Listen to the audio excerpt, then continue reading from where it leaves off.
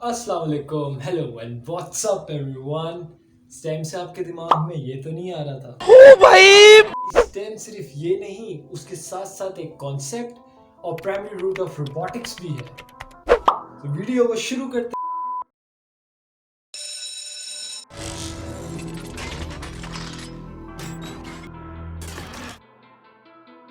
Welcome to my channel.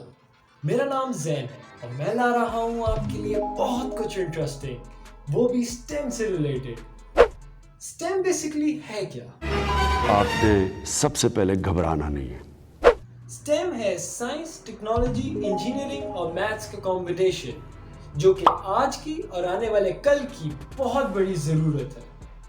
और मैं आपके साथ शेयर करूंगा ढेर सारे exciting facts, experiments, DIY projects and much more just on STEM with Zain. Stay tuned.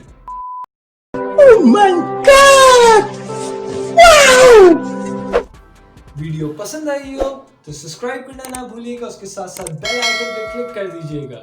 To show your support, like, comment and share this video all around with your friends।